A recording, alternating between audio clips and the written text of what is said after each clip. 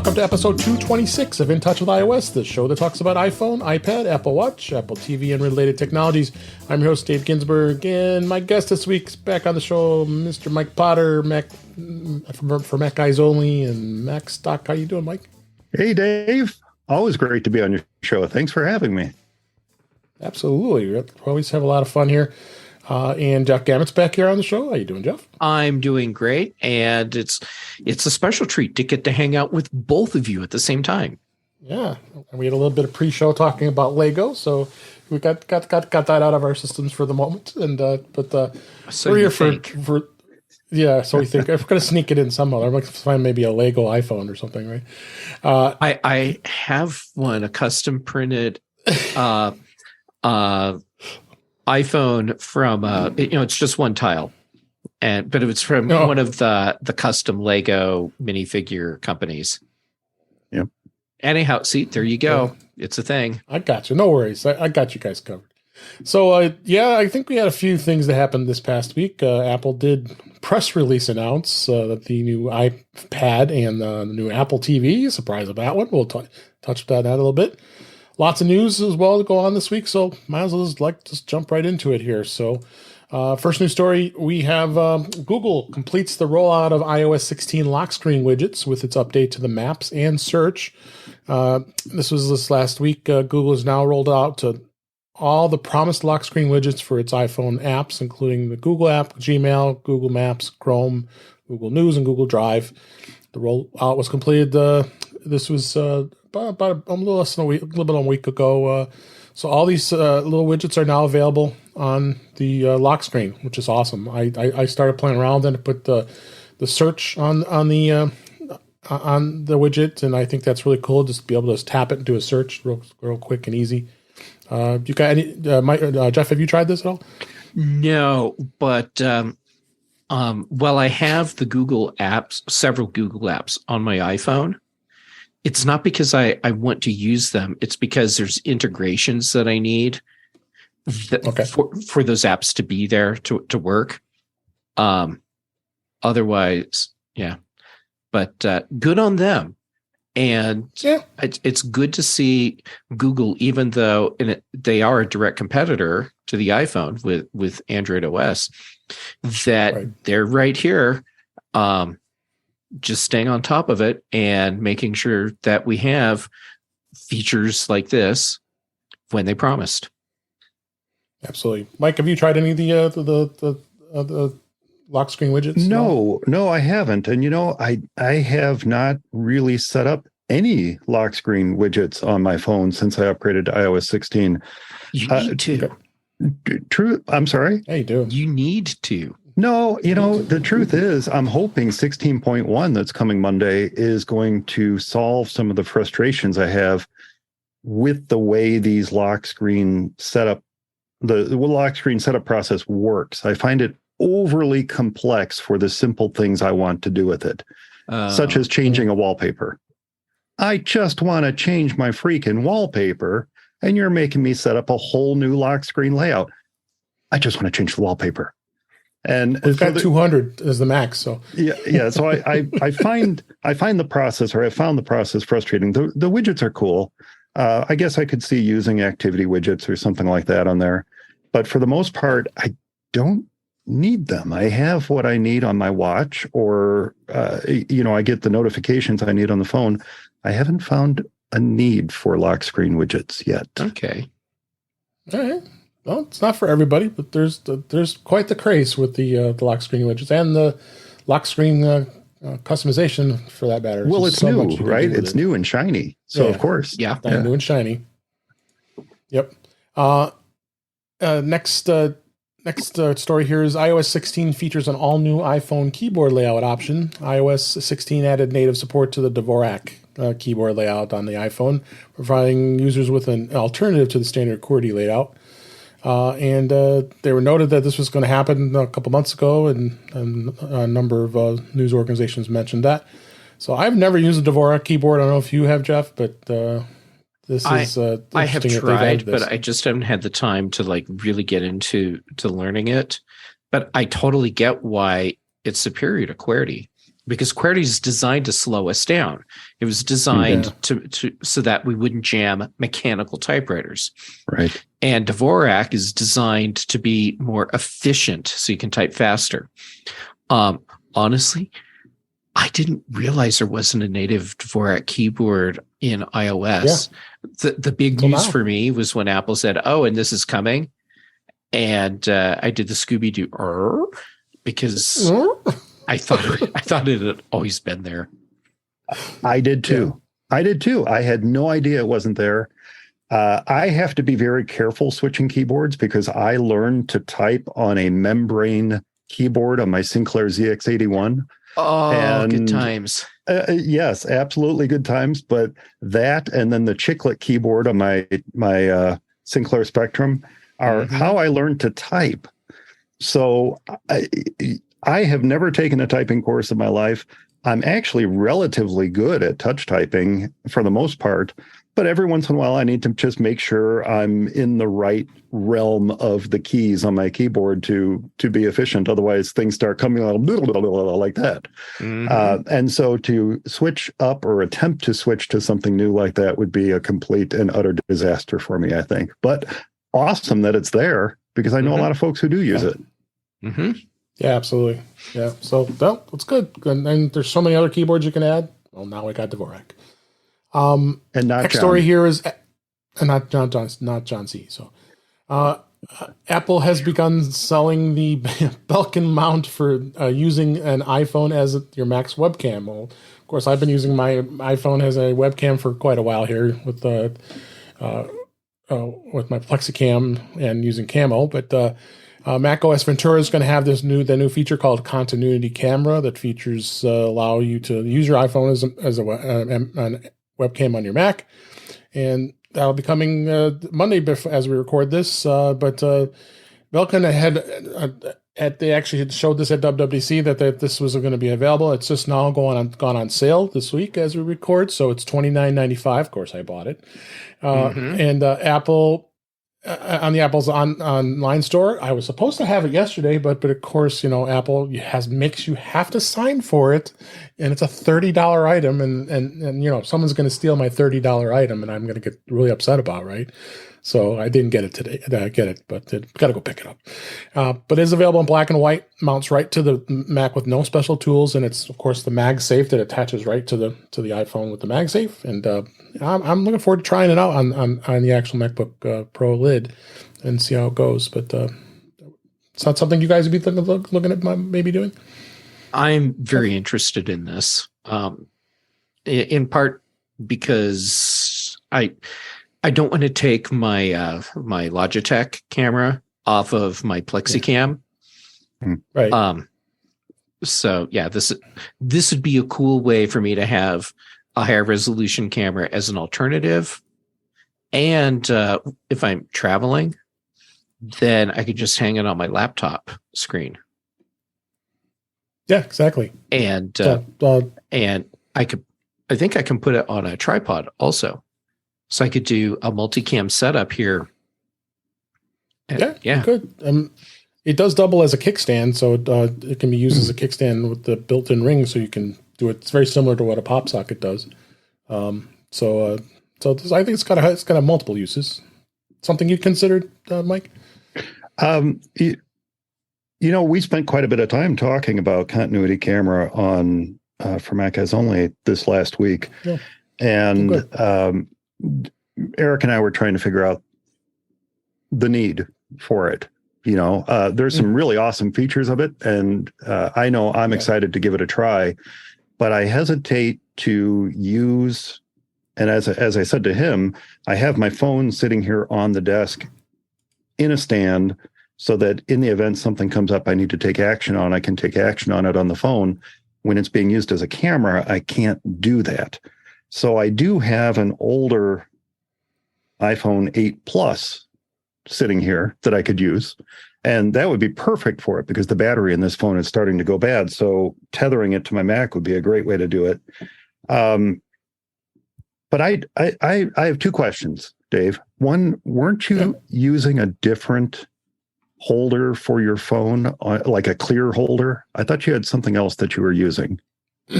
Well, I use the Plexicam now, but that's what you're using now. Okay. Yeah. Here, I'll just bring this over so you can see it. This is another Plexicam, but this is with another camera. But this is what it is. Right.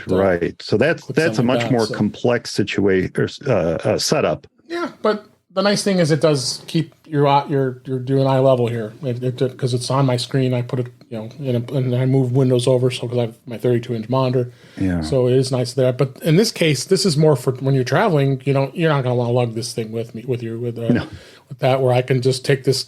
As long as the iPhone has got MagSafe, all you got to do is bring that small clip with you. It's an instant.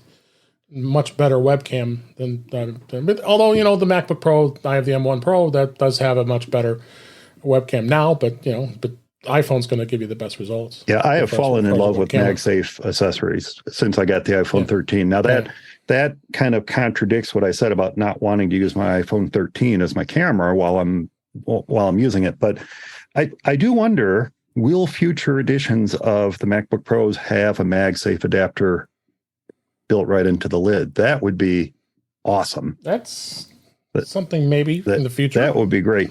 Now, my other question is completely unrelated to that, and yet it's related based on something you said at the beginning of this news story. Have you tried FedEx's pre-sign feature? You can pre-sign for your deliveries and then not have to worry about missing them. Too bad they used UPS. Well, you can do it with UPS too. Yeah. Yeah.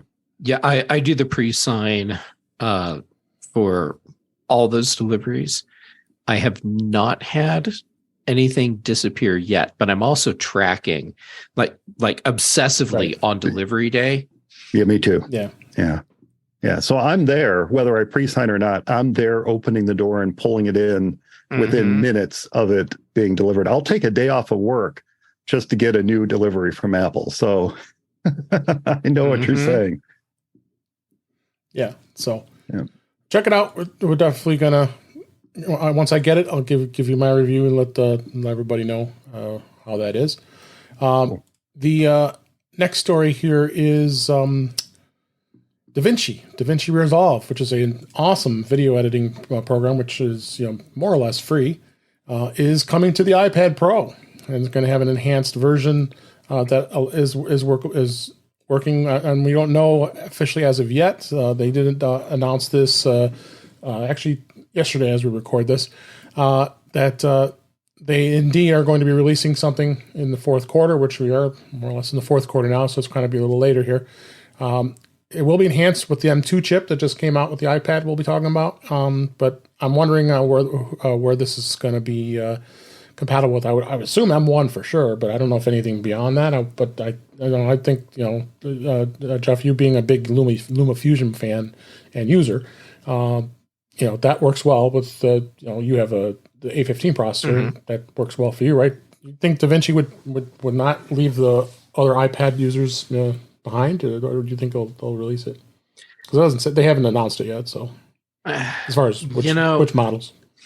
I've been wondering about what they'll do for compatibility, and it wouldn't surprise me if you need to have at least an M1 processor to use DaVinci. Yeah, you would think, because it's pretty heavy duty. Yeah, and which is not to imply that LumaFusion is lightweight. LumaFusion is a professional, full-on nonlinear video editing tool. And each update that they release, it adds in even more pro features. It's a crazy awesome tool. I am curious to see how DaVinci and LumaFusion match up with each other and compete. My guess is that the people you'll see that really, really dive into DaVinci instead of LumaFusion will be the people that have workflows where they're also using DaVinci on their Mac or their Windows PC. Yeah. Right. What about you, Mike? Because you do video editing. What's your tool of choice usually? Usually Final Cut Pro is what I'm using. Okay. Which at this point, I don't know if you're going to talk about this other rumor, but at this point is not available for the iPad. No, go ahead. If you want to talk about this is a related story to it. Well, I did not see this in your show notes, but did you? No, I didn't even see that. Did you guys see the rumor that macOS may be brought to the iPad next year? No. That I know that's always been discussed. I saw this on Apple Insider just yesterday, and apparently there is a leaker who has claimed that Apple is working on a version of macOS exclusive to the M2 iPad Pro. Now, the interesting thing about this is obviously it's all rumor. This is all speculation. These are things that we could wish for a leaker to be telling us is true. We don't know that it's true, but they claim that it's a smaller version of macOS, something targeted exclusively for the iPad. They go so far as to say that there's a code name for it, Mendocino, and that it's expected to be released alongside macOS 14 next year. Now, I find this incredibly interesting. Now, they're saying that this could simply be iPad OS, but with more Mac-like features versus macOS for the iPad. But I can kind of see Apple doing this. They're bringing the hardware closer and closer together. Why not make a version of it? Give folks the option, which they want to pick at setup time, and allow folks to, we already have cross-platform-esque type apps in many cases that can run on iOS/iPadOS and macOS. Why not bring them even closer together? Mouse support on the iPad is lacking at the moment. Right. Support for full-featured Pro apps, with the exception of apps that are specifically designed for iPad, like LumaFusion, is somewhat lacking. I don't want to say that with 100%. I don't want to say certainty, but 100% across the board statement. But because certainly Affinity Photo, Affinity Designer, LumaFusion, these are all Pro apps. All the Omni apps. All the Omni apps. These are all Pro apps. In many cases, though, they're not feature for feature with the Mac apps. But wouldn't it be great if you could just run the Mac app on the iPad as well? I know there's always been a big debate about it. There's a big debate about it, because if you want to do that, why not just buy a MacBook Air? Seriously. Exactly. If you want a portable Mac, buy a MacBook Air. Why would you even bother with an iPad that's going to end up being more expensive anyway? So you have to take all of this with a big old giant block of salt, like you'd buy outside of Ace Hardware for your water softener, a big salt lick, and say, gosh, wouldn't that be cool? But I don't know if that's going to happen. But I just saw this rumor last night, and since you asked me about Final Cut, I use Final Cut. I'll say if macOS is going to come onto the iPad, then why wouldn't Final Cut not work on it either? Why wouldn't Final Cut work on it either? I don't see Apple making a version of Final Cut for the iPad. Who knows? Yeah, weirder things have happened. Yeah. But they should, but I'm with you. I don't expect it. I don't expect it. Yeah, they seem to kind of pass the pro level apps on to others. We're not seeing Logic for the iPad. We're seeing GarageBand. We're not seeing Final Cut. We're seeing iMovie. We're not seeing any kind of on Mac or iPad, any kind of professional photo management tool. They're allowing others to grab those flags and run with them. So I don't really see Final Cut coming over to the iPad. But if there is some sort of lightweight version of macOS, then why not? It could be interesting, is all I'm saying. It could be. And, honestly, if Apple is not running iPad OS on a Mac and running Mac OS on an iPad in their labs, I would be stunned. I mean, they mess with stuff all the time. And you remember the whole Intel transition? They'd been running Mac OS on Intels in their labs for years. It was years they were doing it. Mm-hmm. And don't tell me they weren't running Mac OS on A15s for before they came out with the M1.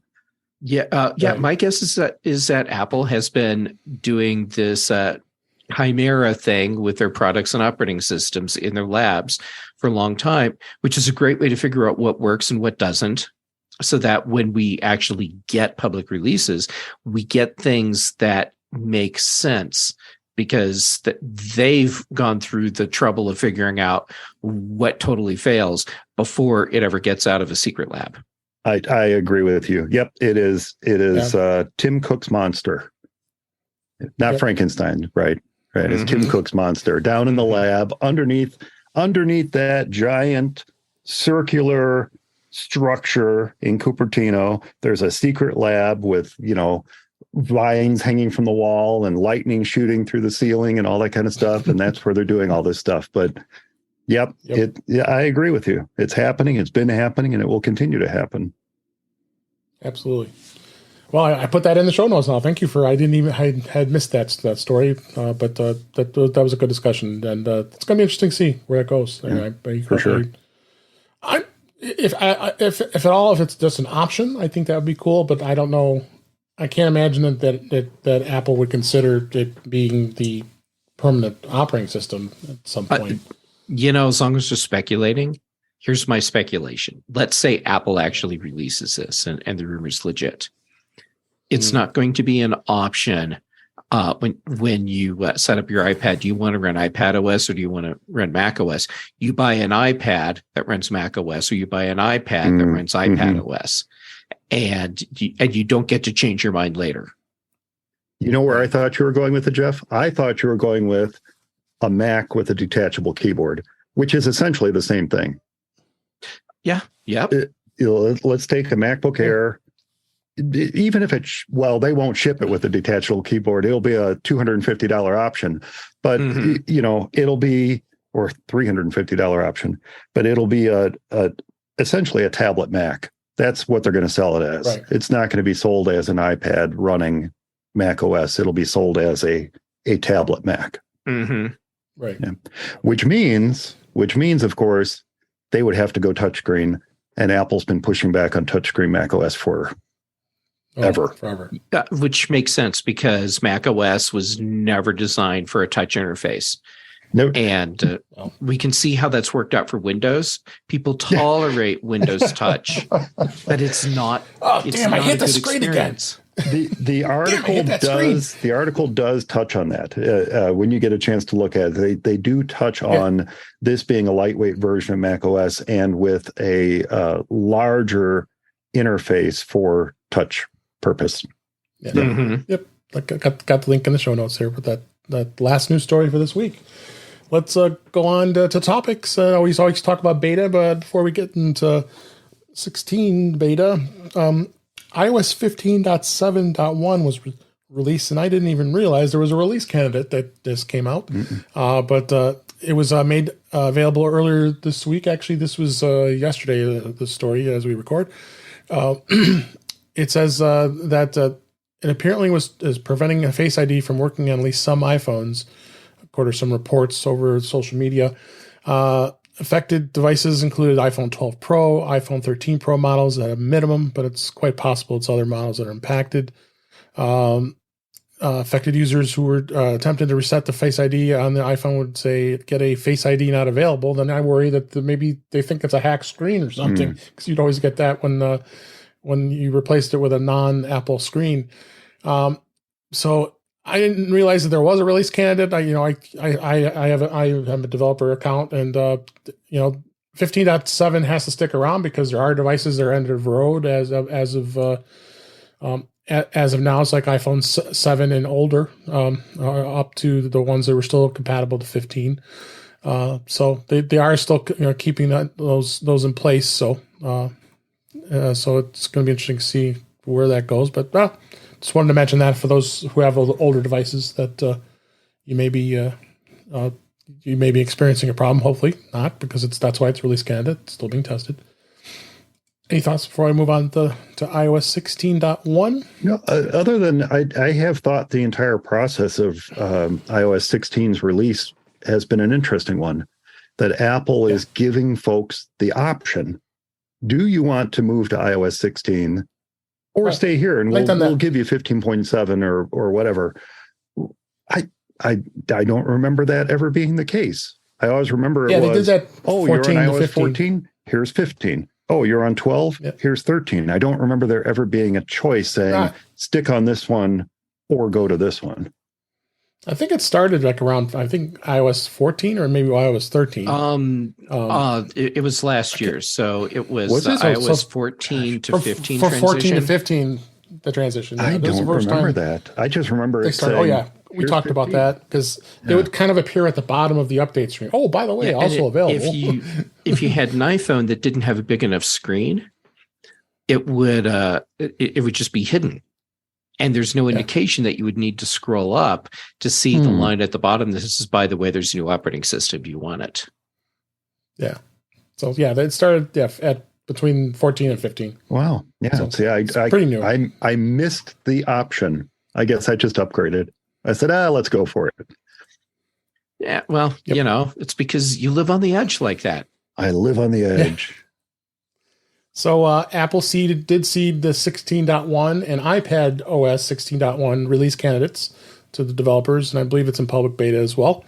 The official release date is going to be October 24th, which is a couple days away from when we record this, and it's definitely going to be interesting to see where it goes with a lot of the things. You noted some of the features you were looking forward to, Mike. What was it that you were talking about in 16.1? Well, there's a feature I'm hoping comes, and that's just that some of the simplicity of setting up my home screens returns.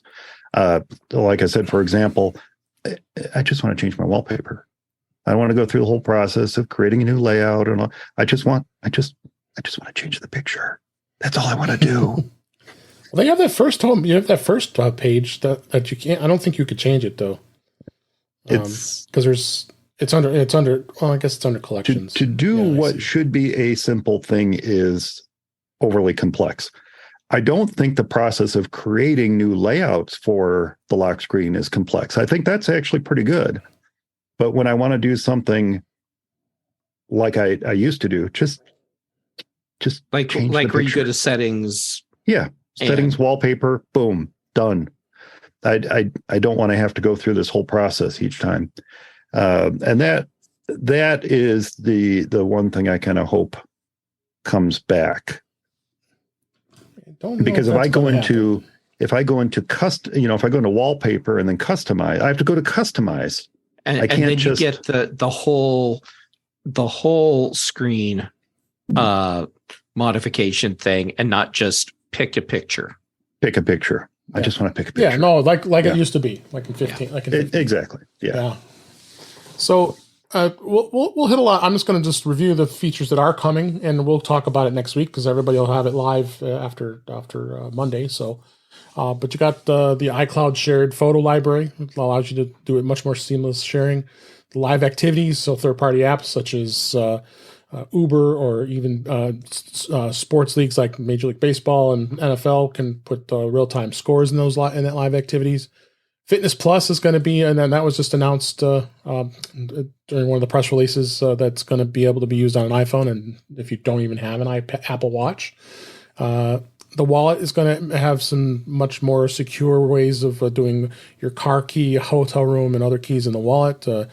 The key sharing, where you can actually share that key.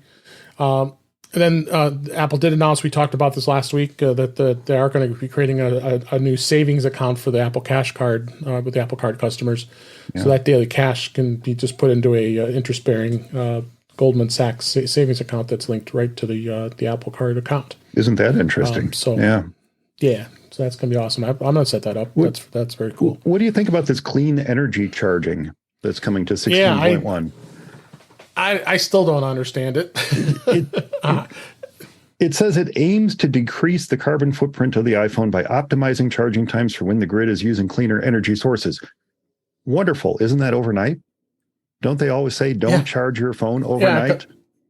Because I do charge overnight, but then I have the warning that it's saying it's optimally charging. So. Right. Yeah. I'll turn it on. I mean, what can it hurt? I don't see how it can hurt anything, but I'm kind of curious how that plays in with the optimized battery charging. We'll have to wait and see. Okay, so I do want to know more about how this works because Yeah. when is the best time based on grid usage and all that to charge your phone? My guess is the answer. It depends. Where are you? What time of year is it? How hot or cold is it outside? There's a ton of different factors that can come into play. So, is your iPhone identifying its location and then talking to the utility companies in some way to get their data on when's the greenest time to charge your device and then doing that? Or is it more like, this is a lower power usage window, so now we'll do the charging? I'm trying to read the little fine print here. There's a photo of the beta screen. And to your point, Jeff, it says in your region, iPhone will try to reduce your carbon footprint by selectively charging when lower carbon emission electricity is available. And then it says iPhone learns from your daily charging routine so it can reach full charge before you need to use it. Now, that's the fine print from the screenshot here. And then there is what you and I are both going to tap on as soon as we see it, learn more. And I think that's going to be the interesting part right there is how is Apple making this determination? And will it work everywhere? Do they have to have a relationship with the energy companies in a particular region in order for this to work so that they have the knowledge of when this... My guess is a lot of that data is publicly available. And that's true. It could be. Just like so much weather data is publicly available. It wouldn't surprise me if this is something that they can just access by scraping some public databases. Yeah, that's a great point. Yeah, and then the iPad OS is definitely finally coming out, and that was delayed for over a month here. We had iOS 16, so iPad OS 16.1 will be out right away. A couple of features that probably won't be available right away, which include external display support. That Apple did announce that full external display support will not be available when iOS 16.1 is released. Instead, it'll be included in an update later in the year. Talking lots about Stage Manager. I think everybody's excited about Stage Manager. The new multitasking UI allows you to be able to multitask between your Mac OS Ventura as well as in iPad OS 16.1. As we had that controversy where only M1s were going to work, of course M2s now as well.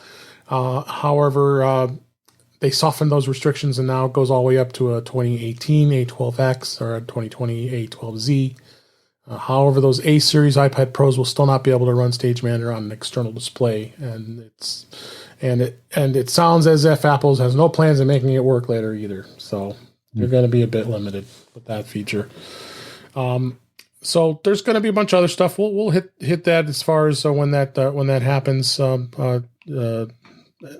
we get it in our hands and start playing with it. Beta's coming down to a halt here real quick. I wouldn't be surprised we already see a 16.2 at some point right off the bat to get everything up here. So definitely interesting here. So, but the big thing that happened was Apple quietly, but everybody made a big deal out of it. This release did some press releases instead of doing an Apple event, and which I found that to be very interesting. This is the first time in a long time I remember that Apple actually did this, and we had a bit of a debate on the Mac Show earlier as we record about this, but I don't know if I missed the hoopla or not. The events were, like my Mike, of course, we're always doing our reaction time episodes, and those are always a lot of fun that we do, but on For Mac Guys Only, but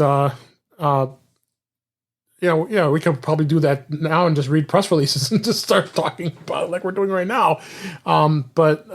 It's definitely something interesting in the sense that they did this. I know Jeff, you had some thoughts about this. I think it's might be the wave of the future, but then again, who knows? I mean, I think it's just for such free advertising for Apple. I find it interesting that they opted in these announcements. Well, Yeah, I don't see this as Apple's only avenue going forward for product releases. This is just Right. one of the options, and they felt this would be the appropriate one this time around. And as I've been thinking about it more and more, I mean, yes, there's the longer media cycle you get from Apple says we're going to have an event, and so people talk about it ahead of the event. Then there's event, they talk about that, and then after the event, you have people talking about what happened in the event, and so you get this longer maybe news cycle out of it. But what they did here, they're still getting tons and tons of coverage. That's true. That's true. So I don't know if they're really missing out on anything, as far as media coverage goes, by doing the announcements this way for these products. They certainly won't do this for, say, the Mac Pro whenever that finally ships. That's going to be an event. Yeah, absolutely. So interesting the way the event unfolded. So I'm kind of going to reverse the order a little bit here. We're diving right over to the iPad. I want to talk about the Apple TV a little bit here because I don't think it'll take us long to talk about it because it's usually not a long topic. But they did announce a brand new Apple TV 4K with an A15 Bionic chip and the HDR10 Plus. Base price at $129. It's cheapest Apple TV that's has ever been announced. So I think that's kind of exciting in that sense. It does support HDR10 Plus, which is for higher quality video playback, and also comes alongside with a Siri remote with a USB-C port on the remote, which is cool. One bummer thing about it is that they're not including a darn cable to charge they gotta the darn save thing. That 50 cents, Dave. Yeah, that 50 cents to save that cable. So it's definitely interesting in the sense. And here's another way they're cutting costs here with this. They're going to start with a 64 gig model, which I'm perfectly fine with. I don't think I've ever had any problems. I know, Jeff, you mentioned it before in other shows that we talked about the Mac Voices that the apps take up a lot of space, especially games. Yeah, games take up a lot of space.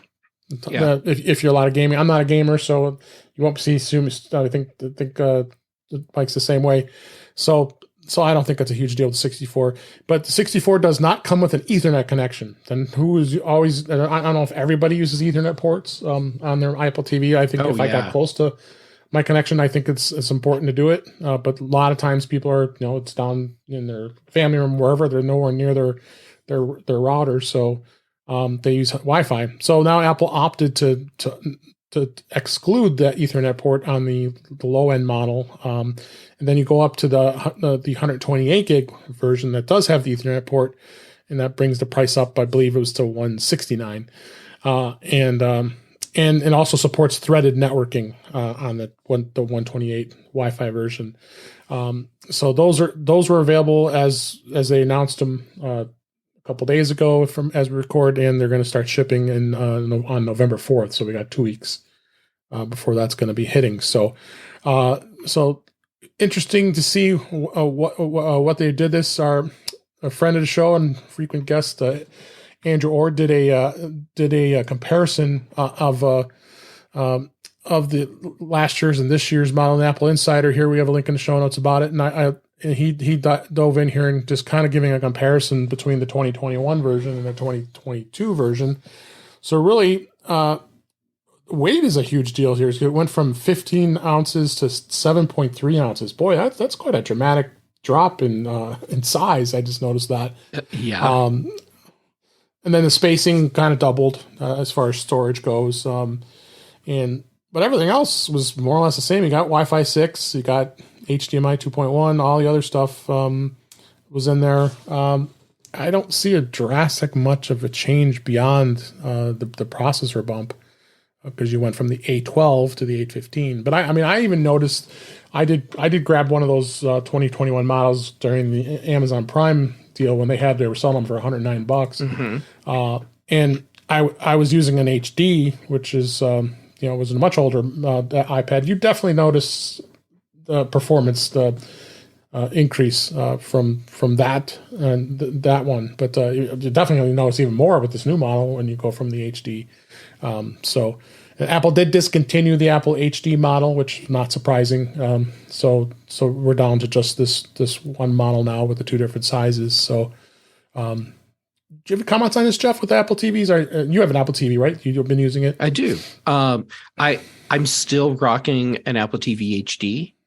But that's only because good, actually. I still have it as a spare. Well, it's fantastic, and the only reason I haven't moved on to a 4K model is because my ancient Sony Bravia TV, the display is still absolutely stunning, and so I'm just going to keep using that TV until it dies. I like what I'm seeing here. And I like that we have the thread support built in. It's if I had a 4K TV, even if I had bought a new Apple TV 4K like last year, I would go ahead and get this because there's enough in it for what I do that would make it worth it. I mean, getting it just because it has thread, okay, that would be reason enough to get a new one for me. Yeah, absolutely. Mike, you have Apple TVs in your house? You use them? I primarily use Roku Ultimate. I like the flexibility and expandability of it. A lot more channel choices. However, I do have an Apple TV HD. Might be an HD at the office that I use primarily for casting my Mac screen up to the TV when I'm doing demos and things like that. It's always great. And it works great. I think, as you pointed out, for the $20 difference, I think some of the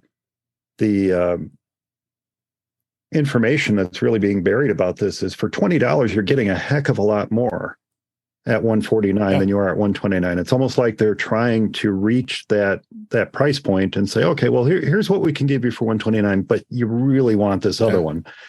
And I believe Jeff just mentioned this, and you can verify this for me, guys, is the Wi-Fi plus Ethernet is the only one that can act as a home hub, correct? No, they can both act as home hubs. They can both act as home hubs. Yeah, the difference is they both have HomeKit support. The $149 model includes thread support as well. Okay. Oh, and that's what I meant. A Matter home hub. Yeah. Oh, okay. Yes. Okay. I'm sorry. I wasn't clear in my home hubness. Yes, the Matter or thread support is only in the Wi-Fi plus Ethernet model. For $20, I don't know why I would even consider the 129 model. I can tell you the very narrow set of circumstances that would make me say, "Oh, just get the 129 model." If I needed this as a secondary device that was going to be used for like screencasting and stuff. Otherwise, I would get the $149 model that does everything. Yeah, and I should point out too, I didn't mention this, but the Roku Ultimate works great for AirPlay. Mm-hmm. It's a fantastic AirPlay. Oh device. Yeah, oh, absolutely. Yeah, we use that. We use that all the time too. Yeah, it works really well. But works really well. So, but yeah, that's so. Like I said, I didn't think there'd be much else to talk about with Apple TV. We can get that out of the way here. If you're in the market for a new Apple TV, especially if you have an HD, it's definitely worth taking a look at that. Mm-hmm. I don't have any 4K TVs either, so I'm all rocking 1080p. I have a older Samsung curved 65-inch down in my family room, and still has a beautiful picture. I mean, I just have no really a reason why I want to upgrade until it dies. So, and I've had it for about 5 or 6 years, so it works great. My TV 4K it's got to be 15 years old, easy, which is crazy. Ours is over that. Tony? Ours is over that. Yeah. We have one of the original LED projection TVs, not halogen, but LED projection bulbs. And one of the reasons I got that was because I wanted the longevity of the LED bulbs in it and not have to be replacing halogen bulbs every so often. And it's a 1080 HD TV. It's got a fantastic picture. It's a short throw projection, so there isn't a lot of loss of image as it's projecting. It's not one of those big old honky ones. At its widest, it's a foot deep, and then it's less than let's say I think it's probably less than 3 inches at the top. So it's a very short throw internal projection TV with an LED bulbs, and it's been running great. Knock on wood. We did think for a very short period of time that it was giving up the ghost, but no, it was just a reset. We had to reset it, and it was running fine since then. So we're good. We update our streaming boxes, and we're happy as clams. I've got a Roku too. I'm on all the platforms because I'm nuts and have to have like a three-way HDMI splitter so I can watch all three on a single TV. So whenever I went to get in the mood of looking at Roku, I moved to that one. And I agree with you. Roku does have some benefits. It does have its own Roku channel, which is awesome. There are a lot of extra content on there and a lot of other stuff. But I'm still kind of partial to Apple TV. I don't know. It's just I do like the interface. And you know what? The Apple TV app works great on a Roku. Once you click on Apple TV to watch something in Apple TV Plus, you're instantly in an Apple experience. It's not an Apple app that fits within the Roku experience. It's an Apple app that gives you the Apple experience on a Roku box. It's really, really well done. One of the best or most well done apps on the Roku I've yet to use. Absolutely. As it should be. Absolutely. As it should be. Yeah. So that's Apple TV. Go check it out. They're going to be on sale. You can buy them now, and they'll ship on November 4th. So let's move on to the iPad. The iPad Apple did introduce 2 new iPads in the line. The iPad Pro has been upgraded to the M2 chip. So what they've added a couple of new features. So it's got the ProRes video capture. It's got a super fast Wi-Fi 6E, which I have on my Eero. So I could take advantage of that if I really wanted to. And of course, iPad OS 16 really is going to enhance everything when that comes out. And a lot of breakthrough with the performance of the M2 chip. Are you going to notice any difference between the M1 and the M2? I kind of going to say maybe not, but I know this feature was super. You were super excited about, Jeff, and you can give us some of your insights again on it. Is the Apple Pencil hover experience, being able to hover with the pencil and to have a completely new dimension to interact on the screen. So kind of tell people where is that benefit alone going to be to thinking about upgrading to this model? Well, as someone that's used a stylus and graphic tablet on my Mac for decades, just having the Apple Pencil iPad experience was great because it let me create art and write and do things on that device in a way that's very similar to what I'm doing on a Wacom tablet. Yep. The feature that I was always feeling was missing from Apple Pencil, like all the way back to the original Apple Pencil 1, was the fact that you couldn't hover over the surface and have the stylus register. So on my Mac, when I hover over my Wacom tablet, my stylus acts like a mouse, and you can watch the cursor move around the screen, but I'm not actually interacting with anything directly. So when you translate that over to the iPad and the hover feature, now what you're getting is a preview of what's going to happen when you touch the surface. So if you're an artist, you can see what's going to happen with whatever your brush is. So you'll see how big the brush surface is. You'll see what happens with colors when they're interacting with what you're painting or drawing versus what's already there. So it's a great way to be able to see what you're about to do without having to do it to see it, undo, and then try something else. So this I think will be a time saver and productivity booster for people that are routinely having to experiment to see if they're going to get what they want. Now they can just kind of look and be like, nope, no, test this tool. Okay, that looks like what I want, and then touch the screen and start working. The fact that it will register the angle, detect the angle of your stylus, that's a big thing too. And I think we'll see over time a lot of things, at least in the art space, start to take advantage of being able to detect the angle of the stylus, which is something that I can't do with my Wacom tablet. So either it's going to be time for me to start using my iPad as my primary graphics tablet with my computer, or time to invest in another Wacom tablet. Well, we got to keep that Inktober continuing on. So that's right. Yep. Mike, do you have an Apple Pencil? Do you use? Are you using any of those features with your iPad? I have an Apple Pencil. It's a first generation Apple Pencil. The first time? Okay. Yeah. The iPad Pro I have is the older 10.5-inch iPad Pro. Okay. I was not aware of the hover feature. That is fantastic. And Jeff's right. Yep. This is going to be a big, big game changer. You don't have to inadvertently make marks in your illustration to find out that, oh, I'm using the wrong tool. Mm-hmm. So that'll be something fun to try when I get the opportunity to. Overall, I think this would be a leaps and bound upgrade over what I currently have. I don't have a use case for it though.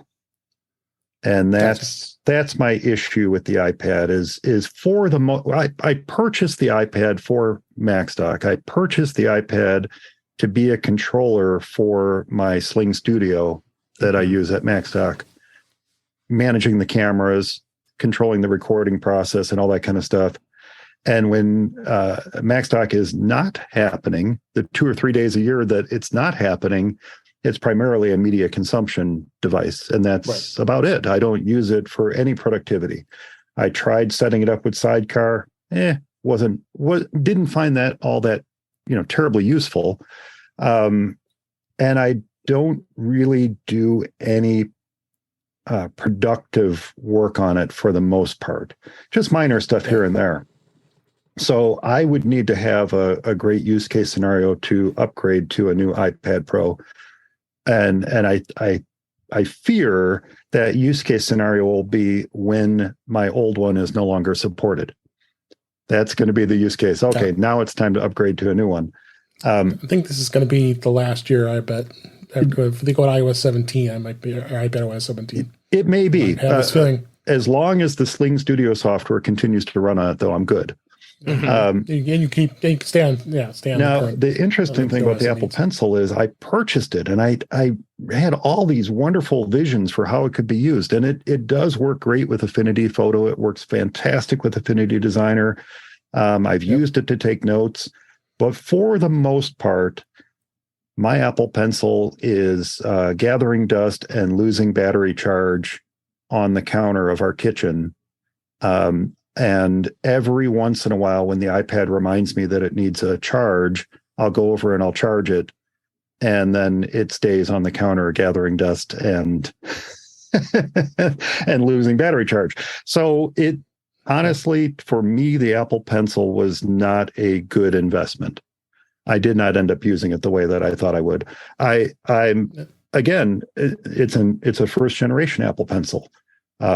And there's apparently still some use for it, which is something else I'm sure you're going to talk about in a couple minutes. But I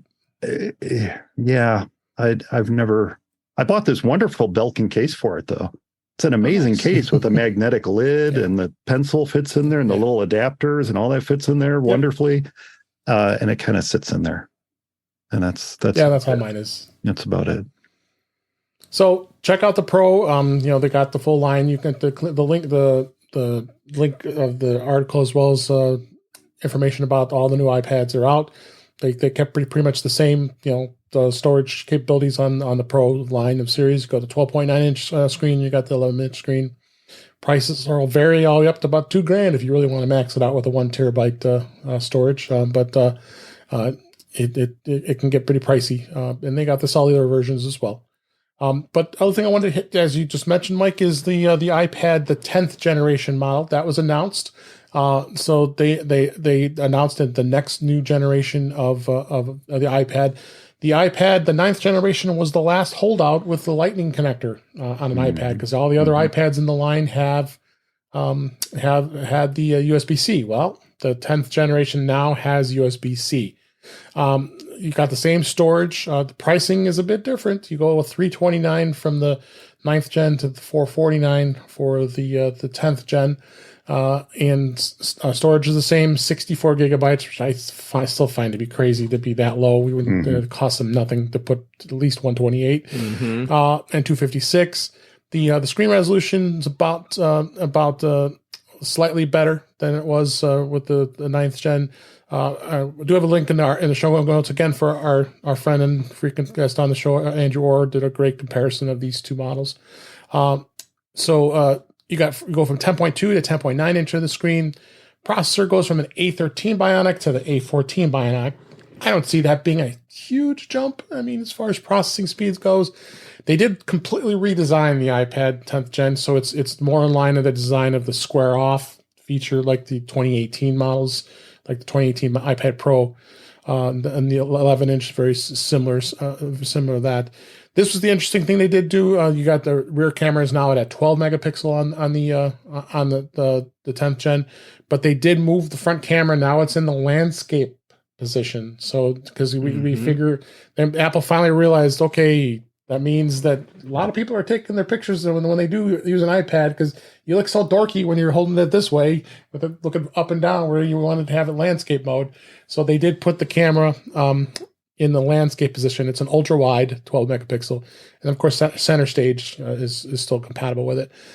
So you got the landscapes 2 speaker that's included. Again, I talked about Wi-Fi. This is Wi-Fi 6, which so you do the most current when you have the most current with that. The Touch ID, they moved it to the power button, just similar, the same exact one as the iPad Air. So it has that, and then you got more colors. You got the blue, pink, yellow, and silver. Don't have space gray. So they did it was because we always had space gray. The biggest complaint I think of a lot of people are going to have, they still kept the gosh darn Apple first generation pencil. Makes absolutely no sense that pencil still has the Lightning connector on the top of it. You have to take the cap up. Okay, well, where are you going to plug it in? Well, you got to use that Lightning to USB-C adapter with a little thing here, and plug it into a Lightning to a USB-C cable to plug it into the iPad in order to be able to charge it. I think this is the most strangest thing. I've talked about this before. I think Apple's thinking potentially is the fact that they may not have wanted to put the mechanics like they have it in the other iPad, like the iPad Pro, where the second generation Apple Pencil is magnetic, where you can just stick it on top of the iPad and that's how it charges. Extra cost, but they still added the extra cost with the $449 versus the $329. So I know, Jeff, you've had some thoughts about this with this pencil. I think it's just absolutely ludicrous, and I think you kind of agree with me. I do. I mean, the whole process for charging an Apple Pencil 1 is an engineering nightmare. I can't imagine how it got through the entire process and became a shipping product, and is still a shipping product. So here's my take. I think that Apple has an engineering issue that's preventing them from letting the 10th gen iPad use the Apple Pencil 2. And I think they also, because they have a lot more information about how people use their products than we do, they have found that most people that are using an iPad versus an iPad Pro or iPad Air maybe they're not using the Apple Pencil as much compared to the other models. but they are doing more like video chatting. So why not give them the feature they're using more, which is put the camera where it makes sense, and then, but once they do that, then I don't think there's room to have all of the elements that make up the wireless charging. So they'd have to move that somewhere else, which means covering speakers, and they're not going to do that. Yep. So the easy answer is keep the old pencil, throw in an adapter into the box, and call it good. And then also sell the adapter for an extra $10 on the side for people that need it, because everyone's going to lose their adapter, or they're going to upgrade to this iPad from an older iPad, and then they have to go buy the adapter so they can charge their Apple Pencil that they already have. Yep. And by the way, that adapter is already a month out of stock, so you can't even get it if you want to buy an extra. Can you imagine getting one of these brand new iPads to replace an old one on, like on day one? Yeah. And now you have no way to charge your Apple Pencil. But I had thought that adapter came with every pencil. I guess. Well, what if you already have the Apple Pencil? Is what I mean. So you're replacing the iPad and continuing to use the Apple Pencil you already have. Right. And now you can't charge it. Yeah, my first gen Apple Pencil. I'm sorry, I spoke over you, Jeff. Oh no, go ahead. It's all you. My first gen Apple Pencil has the lightning to lightning adapter. That's what came with mine. Right. Mm-hmm. And I do not believe that this new iPad comes with the adapter. I believe the only way you can get it comes with a pencil. It does come with the Apple Pencil. You have to purchase the pencil to get the adapter, but the iPad doesn't come with the adapter. So to Jeff's point, if I were to purchase this iPad and want to use my Apple Pencil 1, now I have 2 charging setups. I have the Lightning to Apple Pencil charge and the USB-C charge for the iPad. And it would be nice to bounce back and forth between the two. Yeah. So this can be interesting. I think it's going to be relatively popular, but interestingly enough, Apple has opted to and chose to continue on selling the 9th generation, because that's going to be the lower price point. I think that's probably for schools. It's probably going to be for schools. Yeah, they're going to stay in the mix, but a consumer could still purchase it if they so choose.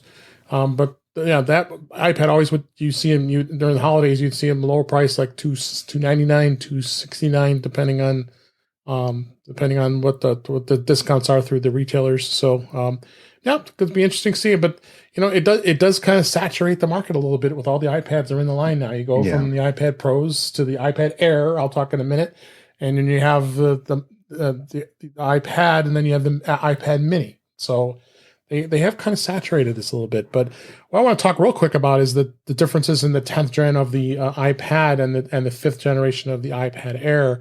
So obviously a big jump is the M1 processor. So you're talking about $150 more to go with the Air versus the 10th gen.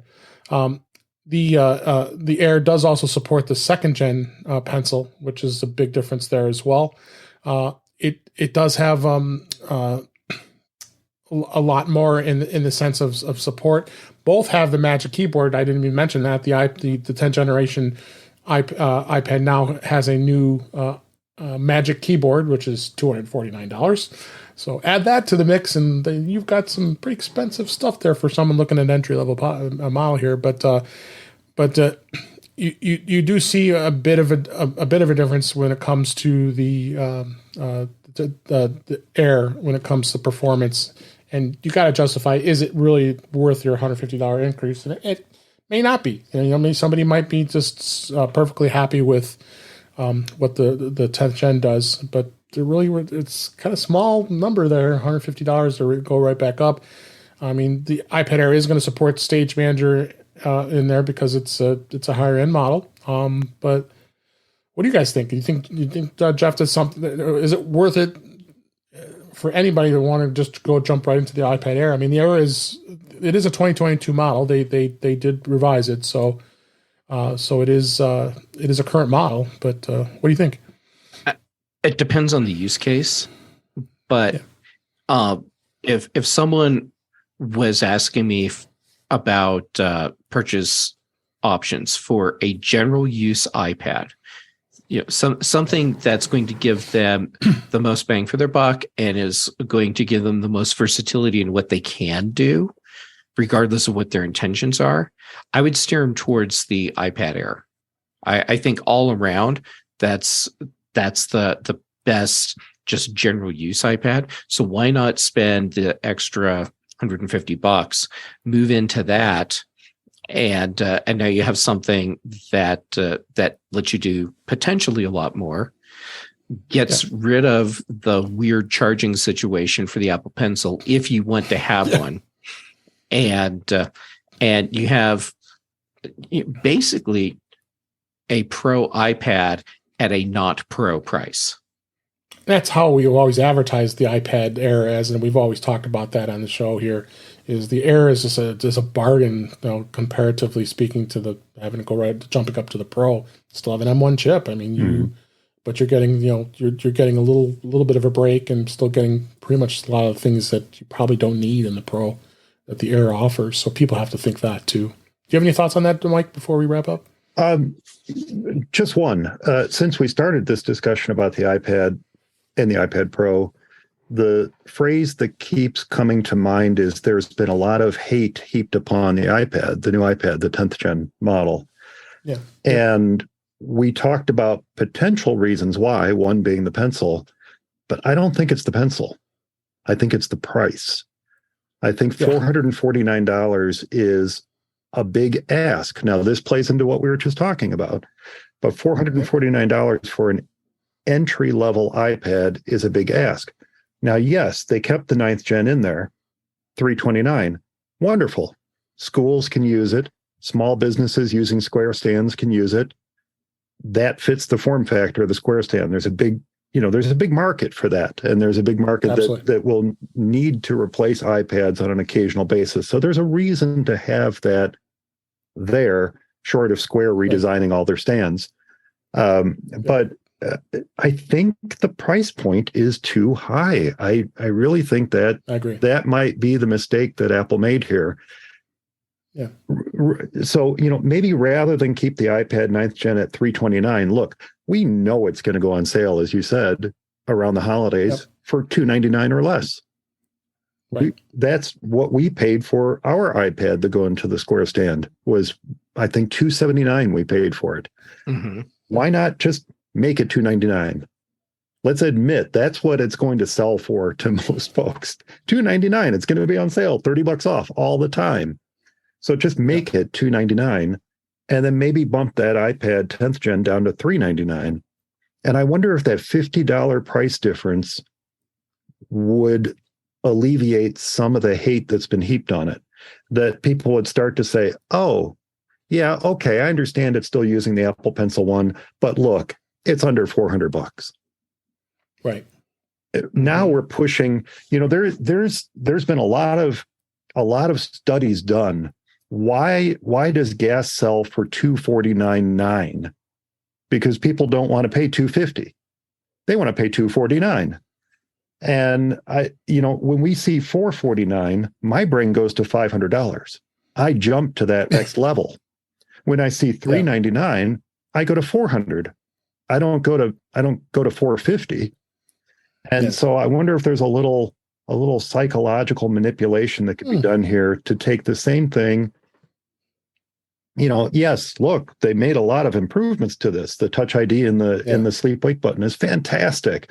The camera on the side is revolutionary. That's amazing.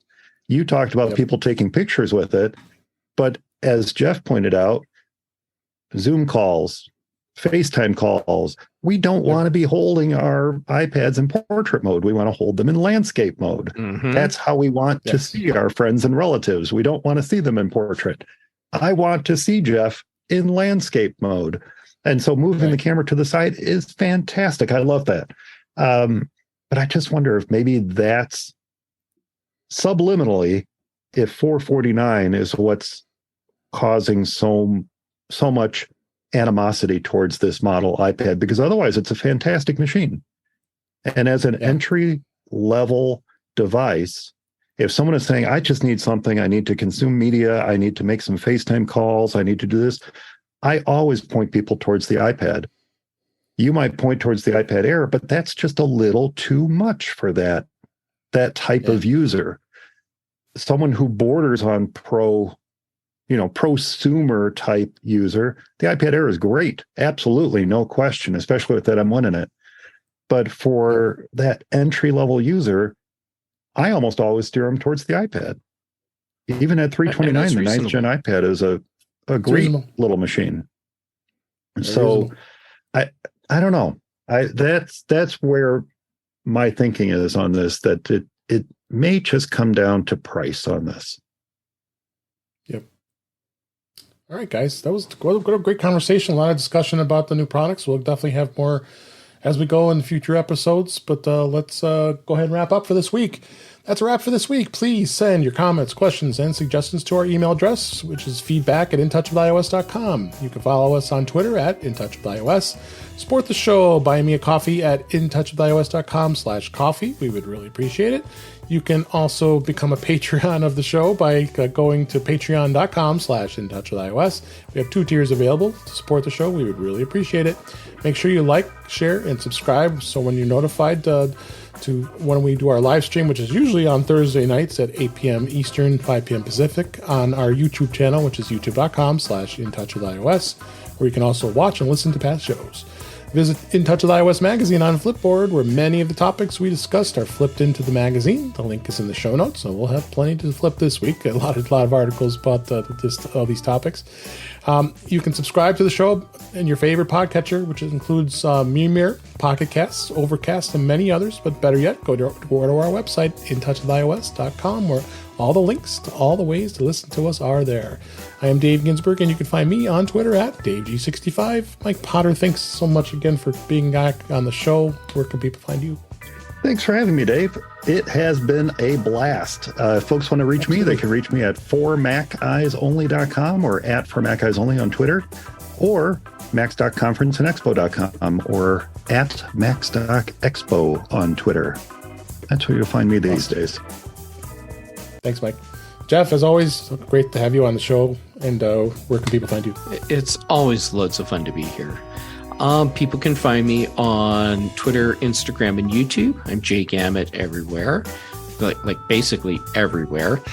And most Tuesdays on Mac Voices Live with Chuck Joyner and with you, Dave. And then Thursdays on The Big Show, and then most Thursday evenings here with you on In Touch with iOS, then on Fridays on The Mac Show, and then also on The Context Machine with Brian Chaffin. Great. And thank you for listening. We hope you'd enjoyed the show. We enjoyed doing it and had a great time. A lot of great topics, and we'll talk again soon.